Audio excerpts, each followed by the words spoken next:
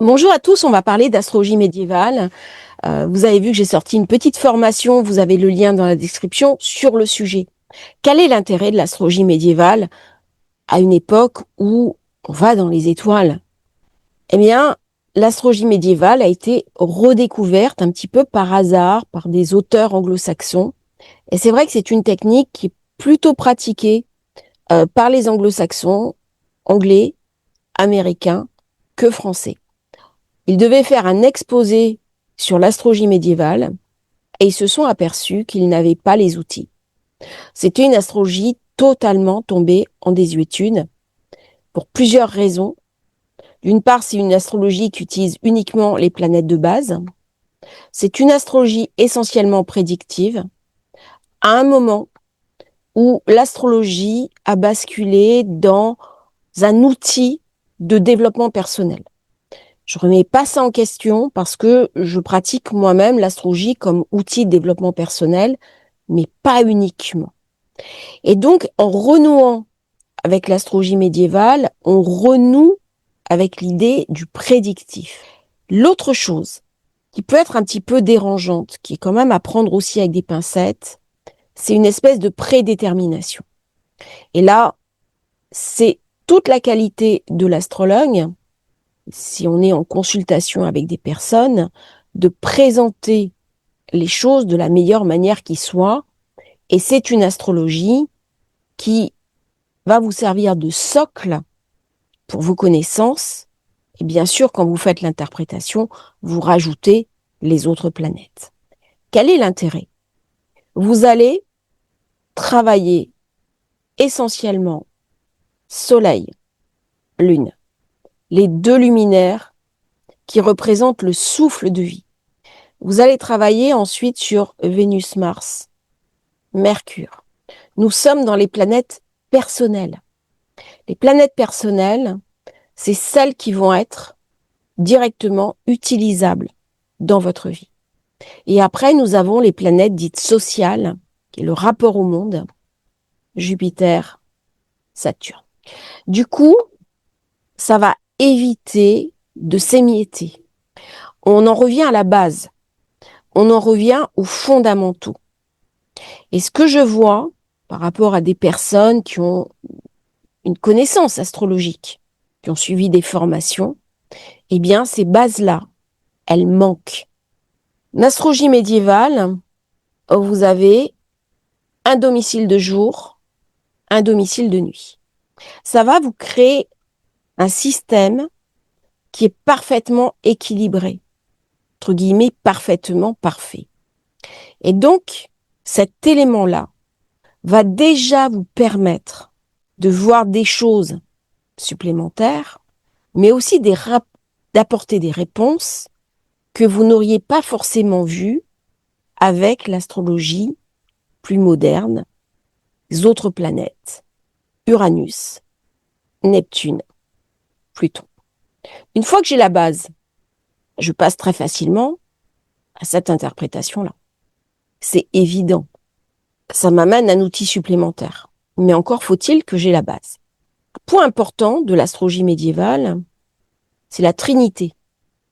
Et cette Trinité, puisque c'est une astrologie principalement religieuse, je ne parle pas du tout de religion dans la formation, elle est parfaitement adaptée, quelle que soit votre religion. D'ailleurs, au départ, l'astrologie médiévale, c'est une astrologie qui a été développée par des Arabes et qui est arrivée en Europe avec les croisades. Un point de vue de l'astrologie médiévale, on a ces 3 points qui sont clés. Ces 3 points, on va les conjuguer de différentes manières. Et si on regarde bien au niveau religieux, le Père, le Fils et le Saint-Esprit. Quelque chose de cette expression et de ce lien intime, puisque l'astrologie corrélée au divin. Ce n'est pas une astrologie que l'on peut utiliser si on élimine l'idée du divin. Et c'est pour ça qu'elle est tombée en désuétude. Nos sociétés modernes sont beaucoup plus laïques, en particulier en France, que la société du Moyen Âge. Ça ne veut pas dire que je suis obligée d'être dans la religion pour pratiquer cette astrologie-là. Il suffit juste que je comprenne les mécanismes mentaux de cette tradition. Alors, comprendre ces mécanismes mentaux, ça aide pour débloquer des personnes quand vous êtes en consultation, quand vous étudiez le thème de vos proches. Parce que ces mécanismes éternels vont vous donner du recul par rapport à une analyse, mais aussi une compréhension dans la temporalité. Et c'est bien ce qu'il y a d'essentiel dans cette astrologie médiévale, c'est la question de la temporalité. L'astrologie médiévale, en plus, présente un intérêt. Quand vous avez un thème de naissance, vous ne savez pas toujours quelle est la puissance de ce thème. Je m'explique. On va s'apercevoir, quand on est astrologue, bien sûr qu'il y a des aspects puissants. Mais pourquoi chez certaines personnes, ça va se satisfaire de quelque chose certes confortable, mais qui reste courant? Pourquoi dans certains thèmes, on va friser l'excellence, largement la dépasser?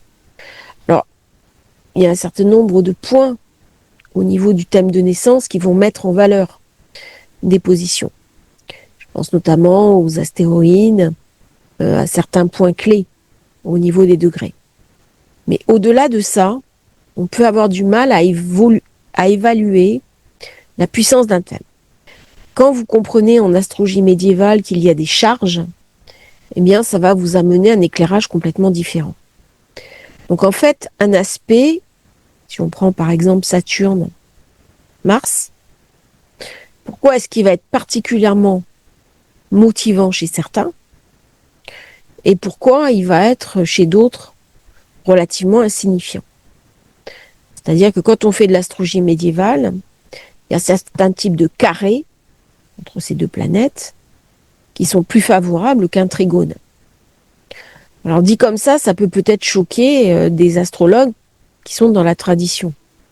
Et en fait, en médiéval, eh bien, vous avez ce qu'on appelle des charges. Donc des zones du thème qui ramènent de la puissance.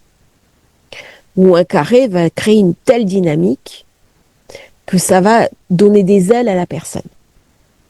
Et tout ça, ça vous amène un éclairage différent. Ce qui fait que quand vous allez étudier un thème, que ce soit le thème d'un consultant, que ce soit le thème d'un de vos proches, et si vous constatez un décalage entre l'utilisation du thème par la personne et puis sa vie, là, vous allez lui dire maintenant, vous avez les clés. Qu'est-ce que vous n'avez pas vu? Et ça va ramener de la force à votre interprétation astrologique. Nous savons bien entendu qu'une planète qui est en force dans le thème, qui est en trône, qui est dans sa demeure, qui est dans son exaltation, va ramener des éléments positifs. Mais peut-être que ces éléments positifs, il y a des moments de la vie où ça va être plus visible que d'autres. Les planètes ne jouent pas en permanence. Alors, ok, il y a les transits, mais il y a d'autres éléments que nous donne l'astrologie médiévale qui permettent d'identifier ces moments clés. Et donc, quand je sais me positionner en amont, quand je sais utiliser ces moments clés, ça va me permettre d'utiliser au mieux cette temporalité. Et c'est ça l'avantage de l'astrologie médiévale. C'est de réinscrire le thème dans la temporalité. De voir les moments où je vais avoir le maximum d'opportunités. Les moments où je vais pouvoir déployer toute ma puissance. Alors pour certains c'est jeune, et pour d'autres au contraire ça va être plutôt à la fin de leur vie. Et quand j'ai l'information, eh bien on dit toujours que l'information c'est ce qui rend libre. C'est ce qui rend puissant. Et donc c'est des outils comme ça qui sont assez simples en fait d'utilisation une fois qu'on a bien compris comment ça tourne, comment ça fonctionne, qui permettent d'améliorer son analyse. Alors j'ai proposé une petite formation en astrologie médiévale, je ne fais pas toute l'astrologie médiévale, j'ai sélectionné 4 outils très pertinents pour améliorer vos analyses, pour compléter vos connaissances, non pas pour éliminer les transsaturniennes, c'est pas ça l'idée, mais pour avoir vraiment une analyse pertinente, simple, rapide des différentes étapes de votre vie. L'astrologie médiévale, ça permet aussi de se faire confiance. C'est-à-dire, vous regardez votre thème de naissance, vous savez que vous avez une période favorable. Vous savez que vous avez une charge.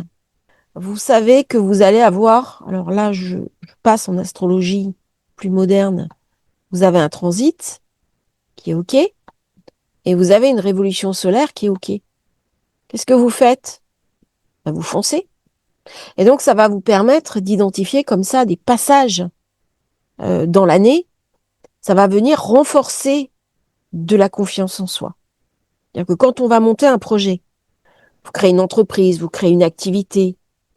J'ai des personnes qui viennent me voir, qui sont salariées, qui me disent maintenant j'ai envie de lancer une activité. Et ben avec ça, vous voyez quand est-ce que ça a le plus de chances d'aboutir. Pas d'obligation de moyens. On n'a pas d'obligation de résultat, hein, que ce soit bien entendu. Mais vous savez quand même que dans une vie, il y a des périodes favorables et des périodes qui sont beaucoup plus difficiles. Et on le voit bien. Et ça permet d'identifier ces périodes-là. Une difficulté quand vous avez une personne qui vient vous voir, c'est de voir la puissance du thème. Et bien là, vous le voyez. Vous arrivez à déterminer, euh, je dirais, la quintessence.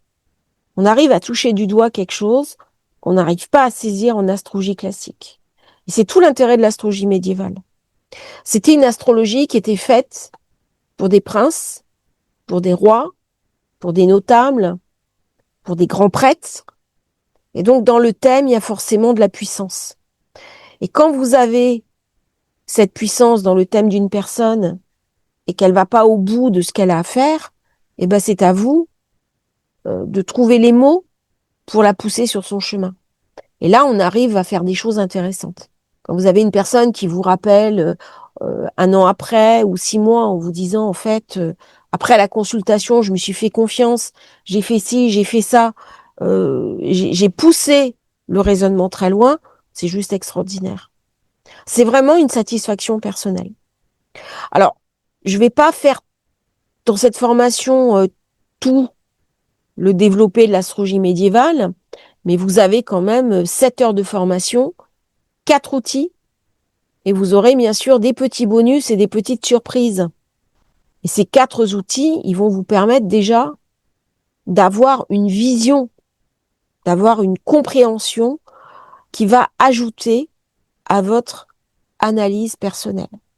Donc si vous avez envie de rejoindre la formation, j'ai prévu un délai où on peut s'inscrire. Après, ça sera plus possible parce que je ferai sûrement une session de questions-réponses. Et donc, il faut que j'ai un groupe constitué. Si vous voulez rejoindre la formation, eh bien, vous avez le lien dans la description. Je serai ravie de vous rencontrer. De l'autre côté, sur l'astrologie médiévale pour astrologie facile.